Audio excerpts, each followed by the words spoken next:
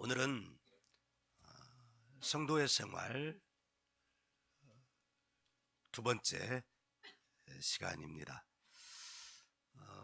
예배를 위하여 부르심을 받은 사람들이라는 주제로 말씀을 함께 나누고자 합니다. 저를 보세요. 설교가 시작이 되면 설교자의 눈을 꼭 맞추시길 바랍니다. 성도라는 말은 구약에도 나오고 신약에도 나옵니다. 성도는 구약의 히브리어는 코데쉬라는 말입니다. 신약에서는 하기오스, 이게 언어가 달라요. 히브리어, 헬라어이기 때문입니다.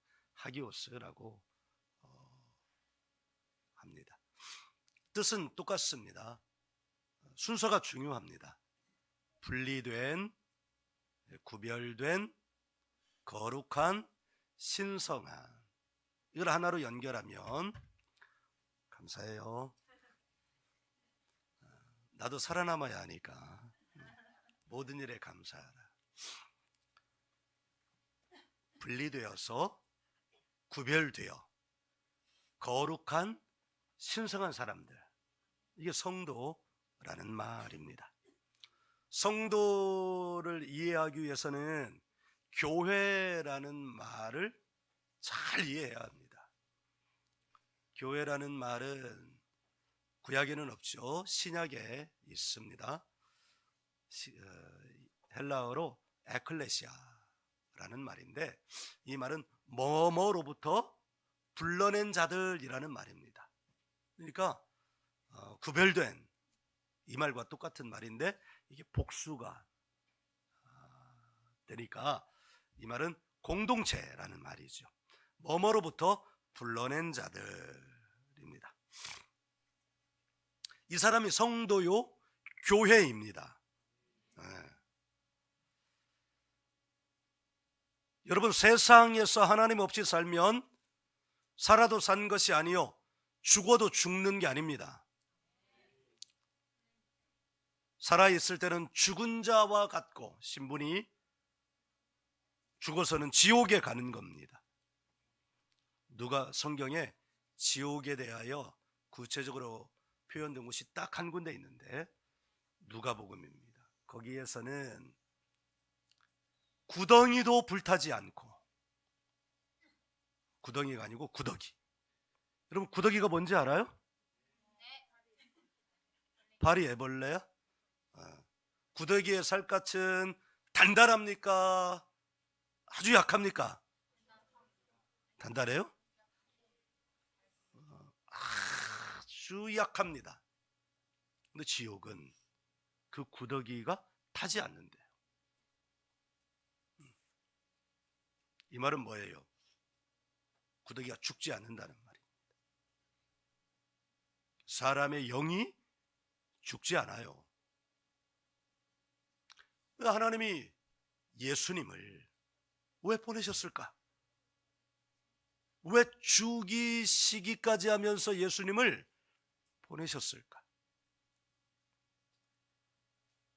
사람들이 싫어하는 줄 알면서도, 유대인들이 그렇게 하나님의 아들을 싫어할 줄 알면서도, 하나님을 유일하신 하나님이라고 고백하면서도 하나님의 아들을 싫어할 줄 알면서도, 그 말 어디에 남았냐면 이사야 53장에 남았어요. 그들이 그들을 거절하고 미워하고 싫어하고 채찍질하고 죽일 줄 알면서도 왜 하나님은 예수님을 보내셨을까? 지옥 때문입니다. 하나님이 하나님의 형상을 닮아 지은 사람들이 영원히 죽지 않는 지옥불에서, 구더기처럼 죽지 않는 그 지옥불에서 고통당하는 것을 하나님이 싫어하시는 거예요.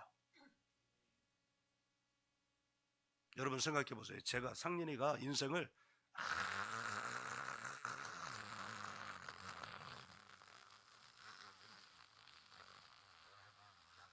아주 괴롭게 살기를 원할까요?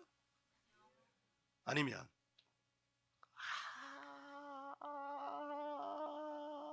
아주 행복하고 복되고 좋게 살기를 원할까요? 육신의 아버지인 나도, 육신의 아들인 우리 상민이가 그렇게 살기를 원하는데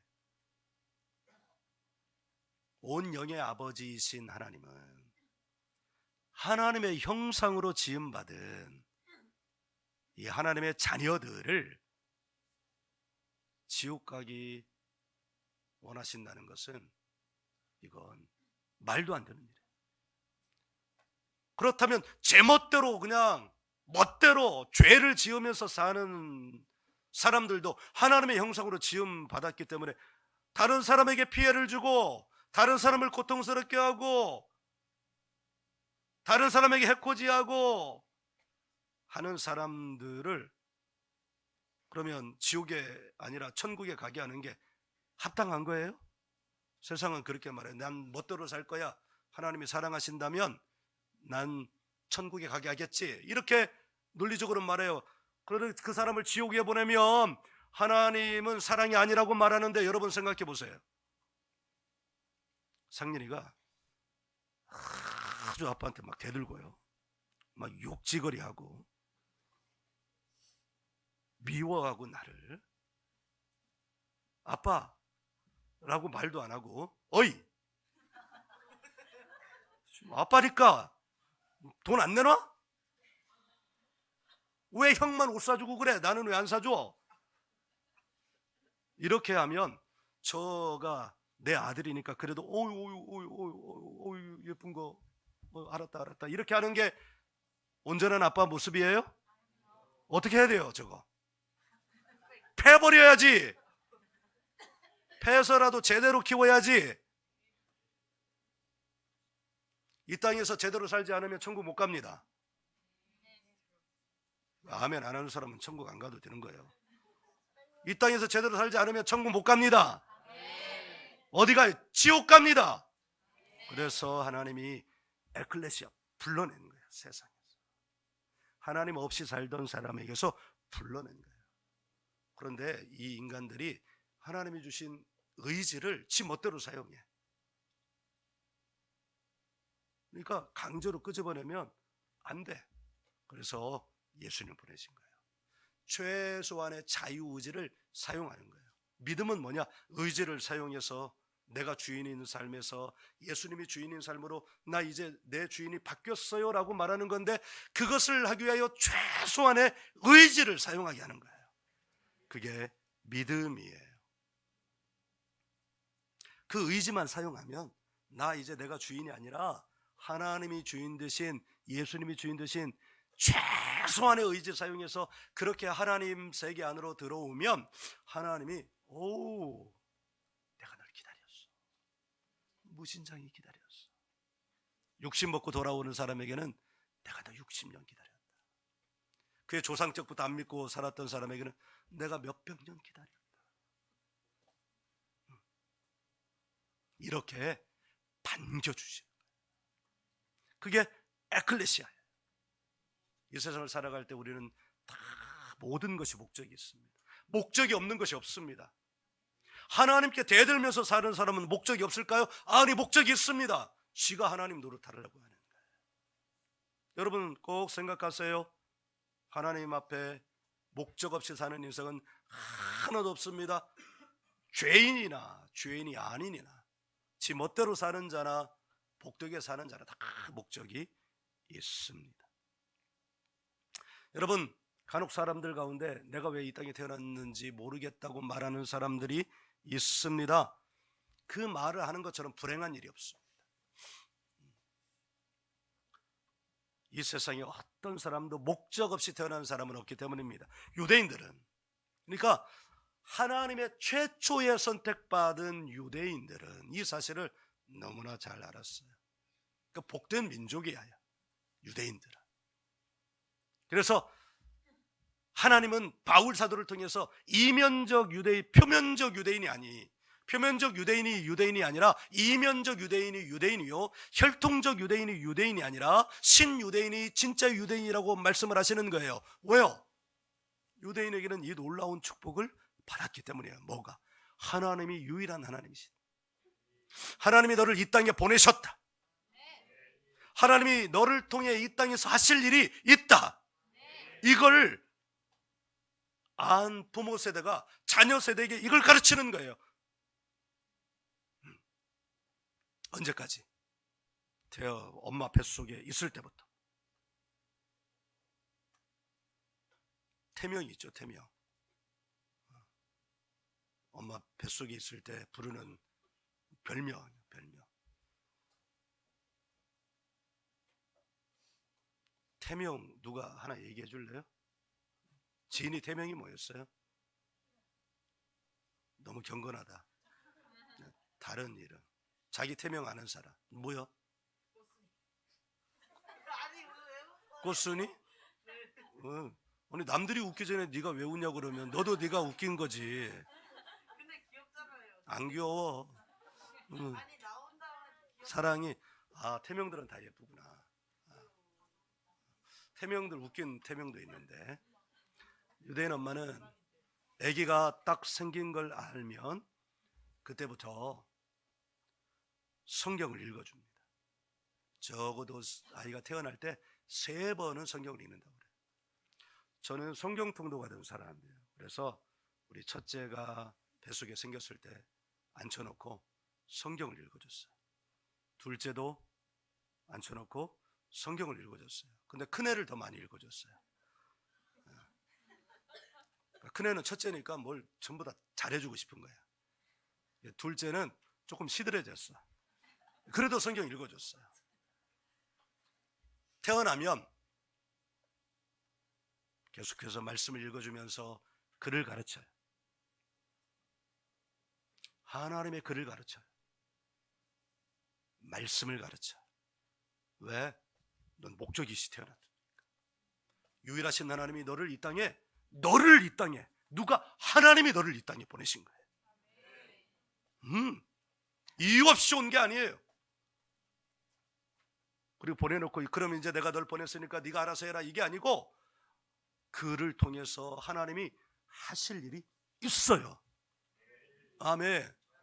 그래서 유대인 가문은요, 한 직업을 가지면 그 직업이 대를 이어서 과학을 하는, 옛날에는 과학이라는 말이 없는데 옛날에 뭐 연금술, 화학, 뭐 보석, 세공 이런 거 하는 사람이면 그 집안 대대로 그걸 하는 거예요. 그러니까 그 집안이 전문가가 되는 거예요. 마리 퀴리, 알버트 아인슈타인, 이거 다 그런 가문 출신이에요. 나는 과학에 흥미가 있어요. 그래서 과학을 해가지고 노벨상 타고 하는 게 아니라 그냥 그 가문이 그 일을 하는 거야. 금융업에 종사하는 사람은 그 금융업에 대를 이어서 종사하는 거예요. 그러니까 금융업의 전문가가 되는 거야. 목적 없이 태어난 사람은 없습니다. 여러분에게도 목적이 있습니다. 아멘. 그럼 더욱더 구체적으로 성도가 되게 하신 목적이 뭘까요? 오늘의 메시지의 주제인데, 성도가 되게 하신 목적을 가장 잘 나타내는 것은 출애굽기입니다. 출애굽기라는 말은 무슨 말이에요? 출애굽 무슨 말? 애굽으로부터, 애굽 밖으로 나오는 이야기라는 거예요. 애굽으로부터 불러내는 이야기라는 거예요. 출애굽기는. 하나님은 이스라엘 백성들을 애굽에서 불러낼 때 목적 없이 불러냈을까요? 목적이 있어요. 그 목적이 출애굽기에 기록이 되어 있어요. 모세를 만날 때부터 이미 그 목적을 가지고 계신 거예요. 아니 이미 그 옛날 이스라엘 백성들이, 아브라함의 가족들의 후손들이 애굽에 들어갈 때부터 하나님은 요셉의 입을 통해서 이렇게 말씀하셨어요. 하나님께서 너희를 가나안으로 다시 데리고 갈 때 나의 해골을 들고 가라. 출애굽기 3장 11절 12절을 함께 찾습니다. 출애굽기 3장 11절 12절 찾았으면 아멘. 우리 함께 읽습니다. 시작. 모세가 하나님께 아뢰되 내가 누구이기에 바로에게 가며 이스라엘 자손을 애굽에서 인도하여 내리이까? 하나님이 이르시되 내가 반드시 너와 함께 있으리라. 내가 그 백성을 애굽에서 인도하여 낸 후에 너희가 이 산에서 하나님을 섬기리니 이것이 내가 너를 보낸 증거니라. 여기에 하나님이 유대인들을, 이스라엘 백성들을 애굽에서 데리고 나온 목적이 있습니다. 뭐요? 하나님을 섬기게 하는 거예요. 또 있습니다. 또 4장 23절이요. 함께 읽습니다. 시작. 내가 내게 이르기를 내 아들을 보내주어 나를 섬기게 하라 하여도 내가 보내주기를 거절하니 내가 내 아들 내 장자를 죽이리라 하셨다라 하시니라. 아멘. 여기에서는 놀랍게도 하나님은 이스라엘 민족 전체를 뭐라고 말씀하셔요? 내 아들이래. 그러니까 우리가 하나님을 아버지라 부르고 어머니라 부르지 않는 까닭이 바로 여기 있어요. 그럼 딸들은 다 소외시키냐? 아니, 아들 안에 다 들어있는 거예요. 자식이라는 말이에요. 여기도 보니까 하나님 뭐라고 말씀하시냐면 내 아들을 보내주어 나를 섬기게 하라 이렇게 말씀하셔요. 이 섬긴다는 말, 그 하나님이 이스라엘 백성들을 애굽 바깥으로 데리고 가시는 목적, 에클레시아가 되게 하시는 목적, 성도가 되게 하시는 목적이 분명해요. 그 목적은 하나님을 섬기게 하는 거예요. 이 섬기다라는 말, 이 말은 히브리어로 아바드라는 말인데, 이 아바드라는 말은 일하는 것, 봉사하는 것이에요.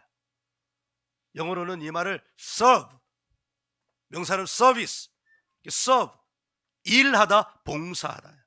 5장 3절도 한번 읽어볼게요. 5장 3절 히브리 출애굽기 5장 3절 함께 읽습니다. 시작.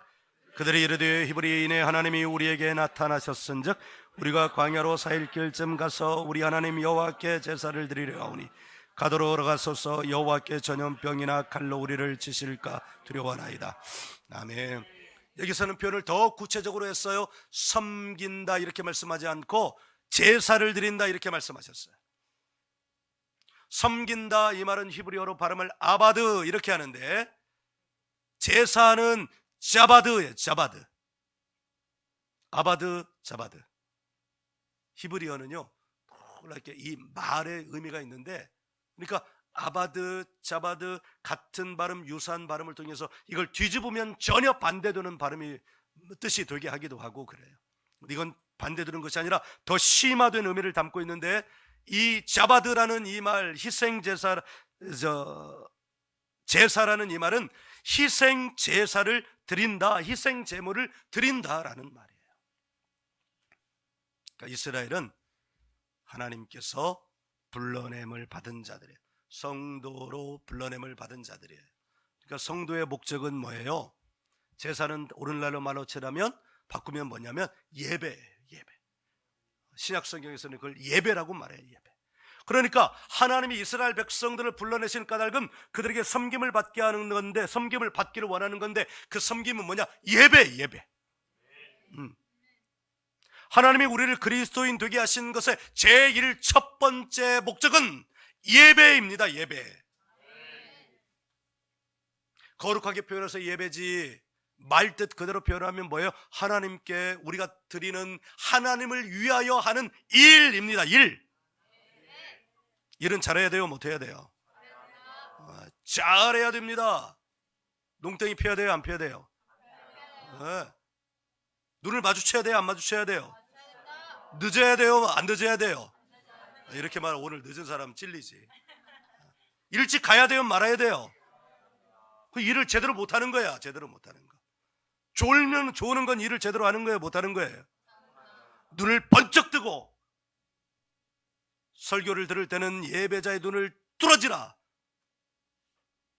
온 정신을 집중해서 눈을 뚫어져라 바라보면서 귀는 쫑긋 세우면서 말씀을 듣고 마음은 열어서 그 말씀이 내게 쌓이도록 새기도록 하고, 찬양할 때는 온 힘을 다하여 찬양하고, 기도할 때는 부르짖어 기도하고, 그럴 때 하나님이 역사하시는 겁니다.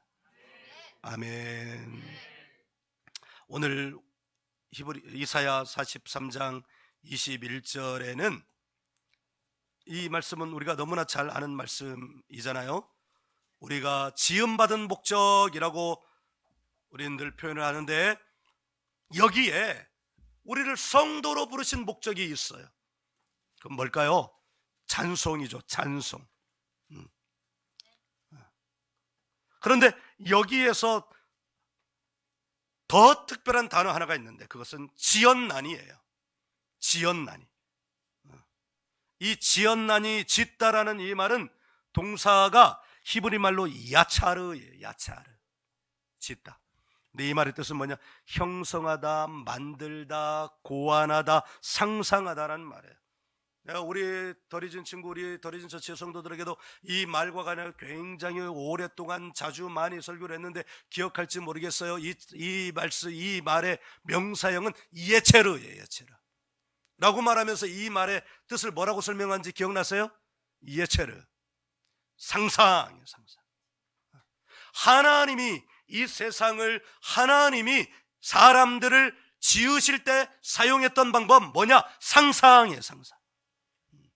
하나님은 상상이라는 도구를 통해서 우리에게 지어주셨듯이 하나님의 일도 우리 안에서 상상함으로 일을 하신다는 거예요. 그러니까 우리가 하나님을 찬송할 때도 뭐를 사용해서 하나님을 찬송하는 거에 더 깊은 찬송을 할 수 있는 거예요? 상상하면서. 내는 주의 영광을 보내 우리 가운데 계신 주님, 이렇게 찬송하면서 머리는 멍하니 내는 주의 영광을 보내. 멍한 표정 같아요? 멍하면 아무 감흥이 없어요. 여기서 생명이 싹 사라져요. 눈빛은 초롱한 빛을, 총명을 잃고 얼굴은 광택이 사라지고 멍하게 내 눈 주에. 이건 아무 상상이 없는 찬양이에요. 이 찬양은 하나님을 능멸하는 겁니다. 찬양할 때 어떻게 하라는? 상상하면서. 어떤 걸 상상? 하나님이 지금 내 앞에 계시다는 걸 상상하면서. 상상할 때 여러분, 하나님이 지으신 우리의 몸 가운데 어떤 구역이 활성화되냐면 뇌 가운데 전두엽이 활성화하는 거예요. 여기. 상상하면서 찬양하고, 상상하면서 공부하고, 상상하면서 하야하고 읊조리고 할 때 어디가 개발이 되면 전두엽이 개발이 되는 거예요. 그래, 똑똑해지는 거야. 똑똑해지는 거. 이 말, 상상하면서 찬송하고, 상상하면서 기도하고, 상상하면서 예배하고, 상상하면서 기도하고, 상상하면서 살아가라는 거예요. 그러니까 하나님이 우리를 지으신 목적을 달성한다는 것, 예배를 예배답게 드린다는 것은 우리의 오감을 사용해서 다 드리는 거예요. 찬양할 때, 말할 때 목으로 하면 목이 갈라져요. 목이 쉬어요. 그래서 우리는 뭐 어떻게 해요? 아랫배로부터 이렇게 하라고 그래요. 그래도 여러분, 놀랍게도 말입니다, 여기 전두엽에 해당하는 뇌세포의 뇌세포의 기능을 하는 세포들이 여기 배에도 있다는 거예요.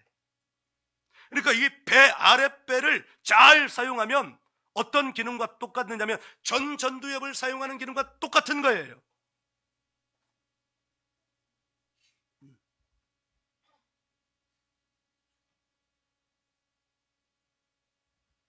여러분, 사람이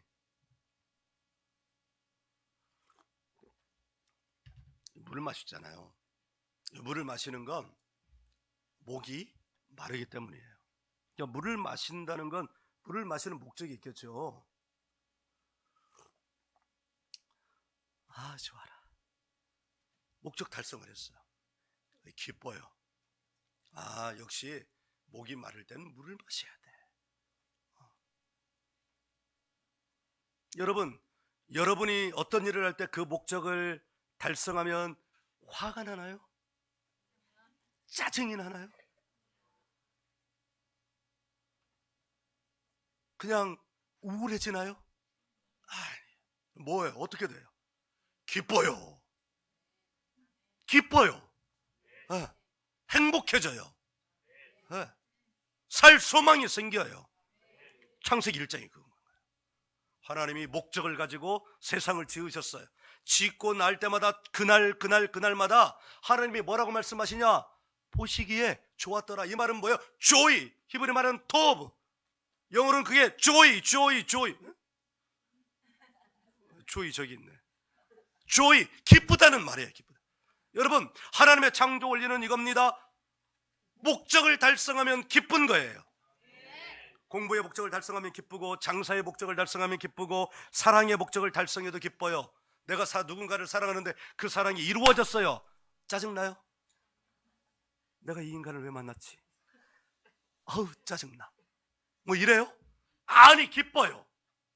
목적을 달성하면 기뻐요. 예배 때요, 그 예배를 통해서 예배의 목적을 달성하면 그 목적을 달성한 사람은 너무 기뻐요. 막 울어요. 슬퍼서 우는 게 아니요, 기뻐서 우는 거예요. 막 웃어요. 그러니까 미쳐서 그런 게 아니요, 너무 좋아서 웃어요. 네. 춤춰요. 깜짝이야. 왜 춤추자면 너무 좋아서 춤춰요. 목적을 달성하면 기뻐요. 사람의 최고의 기쁨은 뭘까요? 장사할 때도 그 목적을 달성하면 기뻐요. 내가 약장사였잖아요. 그 달에 매출의 목표를 달성하면 기뻐요. 초과 달성하면 2배로 기뻐요.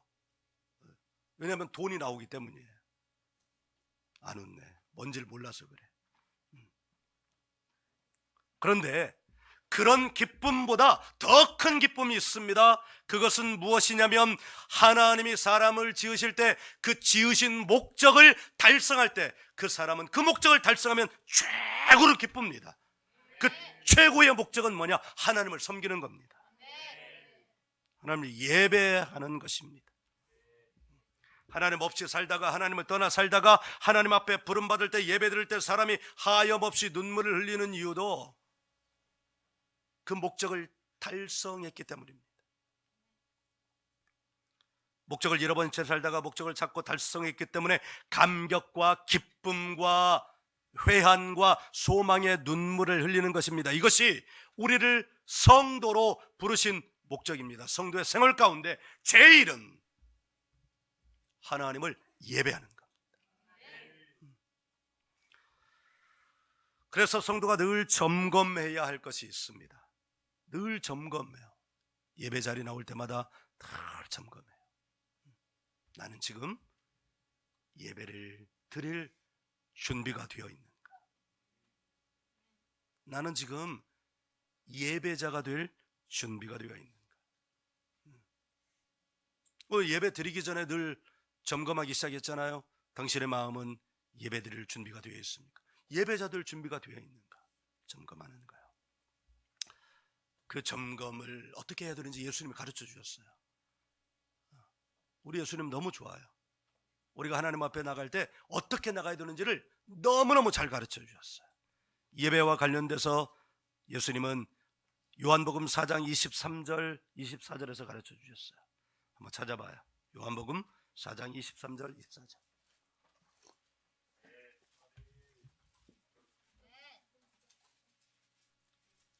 성경을 찾는 것이 기쁨이 될지어다.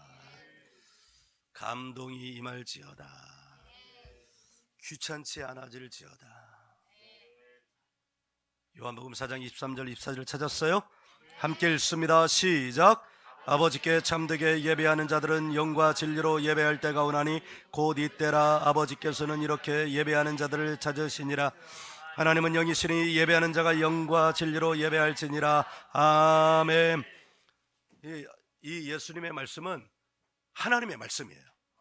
예수님이 하나님이시기 때문에 자기의 말을 하는 거예요. 그러니까 하나님이 어떤 사람을 찾으시냐? 예배하는 자들을 찾으시는데, 어떻게 예배하는 자? 참되게. 이거는 가짜가 아니라 진짜 예배. 네. 진짜 예배자를 찾는, 진짜 예배자, 진짜 예배자. 내가 늘 우리 성도들에게, 더리저너들에게 얘기하지만, 이 앞에 이렇게 서면요, 예배 관리자가 될 가능성이 높아요. 그러니까 자기는 예배를 안 드리는데 예배 드리는 자들이 예배 잘 되게 하려고 이렇게 관리하는 거예요. 관리하는. 그러면 예배 실패가 되는 거예요. 그래서 나는 예배 자리에 설 때마다 최고의 집중을 다해서 내가 예배자가 되려고 합니다. 찬양할 때도 하나님이 받으실 만한 찬양, 기도할 때도 하나님이 받으실 만한 기도, 설교도 하나님의 말씀이 온전히 증거되게 하기 위한 설교 되게 하기 위하여 나의 온 집중을 다 합니다. 여러분은 예배 나올 때 무엇을 점검하셨습니까? 예수님은 이걸 점검하라고 하십니다. 영으로 예배하는지를 점검 말하는 것입니다. 혼도 아닙니다. 몸도 아닙니다. 겉으로 보이는 게 아니라 내 안에 영으로 하나님을 예배하는지를 점검 말하고 하십니다. 그럼 어떤 것이 영으로 예배하는 것인가? 그 뒤에 조건을 충족하는 것입니다. 그 뒤에 조건이 뭐예요? 진리입니다. 이 진리라는 말은 히브리어 에메트를 헬라어로 번역한 말입니다. 이 에메트라는 말은 우리가 아주 잘 쓰는 말입니다. 오늘도 썼습니다. 이 말은 확고한, 확실한, 신실한 것으로 생각되는 사실이라는 명사인데, 여기서 나온 말이 아멘입니다. 아멘이라는 말은 그 말이 옳습니다. 그 말씀이 확실합니다. 나는 그 말에 100% 인정하고 동의합니다 라는 말입니다. 그러니까 영으로 예배한다는 것을 어떻게 점검하냐? 내 예배가 진실한지 아닌지를 자기가 확인하라는 거예요. 어떤 사람 억지로 앉아 있습니다. 그거 예배 아닙니다. 어떤 사람은 딴 생각하면서 앉아 있습니다. 그거 예배 아닙니다. 어떤 사람은 싫은 마음을 가진 채 예배를 드리는 사람이 있습니다. 그거 예배 아닙니다. 어떤 사람은 목사님을 미워하는 마음으로 있습니다. 그거 예배 아닙니다. 어떤 사람은 관심 없는 채 여기 앉아 있습니다. 그거 예배 아닙니다. 늦게 오는 사람이 있습니다. 그거 예배 아닙니다. 먼저 나가는 사람이 있습니다. 그거 예배 아닙니다. 그거는 에메트, 아멘이 아니기 때문입니다.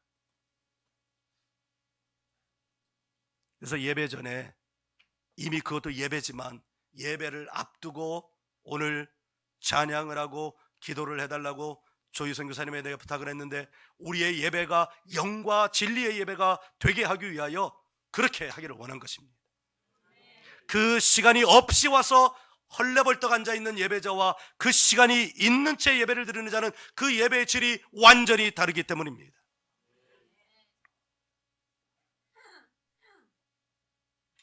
영과 진리로 예배하는 자는 앉아있는 자세, 태도가 다릅니다. 예배에 집중하기 때문입니다. 영과 진리로 예배하는 자는 늦지 않습니다. 빠르게 가지 않습니다. 최고의 찬양을 드립니다. 눈도 감지 않습니다. 물론 찬양할 때 감동이 임해서 눈을 감는 경우는 있지만, 그런 경우를 제외하고는, 기도할 때 눈을 감고 기도하지만 그런 경우를 제외하고는, 감동이 임해서 말씀을 들을 때 너무 감동이 임해서 그 감동을 붙잡기 위해서 눈을 감는 경우는 있지만, 그런 경우가 아니고는 눈을 뜨고 예배를 드리는 것입니다. 말씀을 마음에 새깁니다. 말씀대로 살고자 합니다. 마음과 뜻과 힘을 다하여 예배를 드립니다. 최선의 예배를 드리고자. 그 최선의 예배는 뭔가요?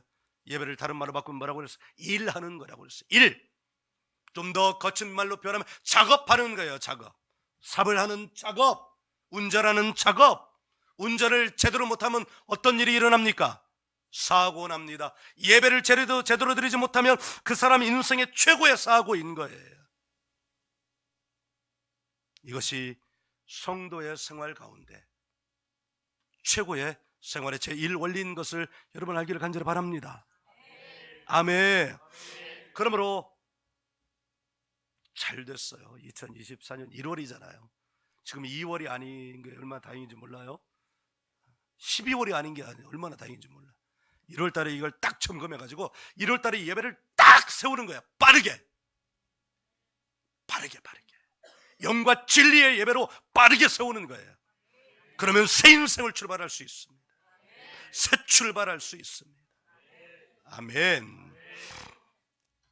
성도의 합당한 예배를 세우세요.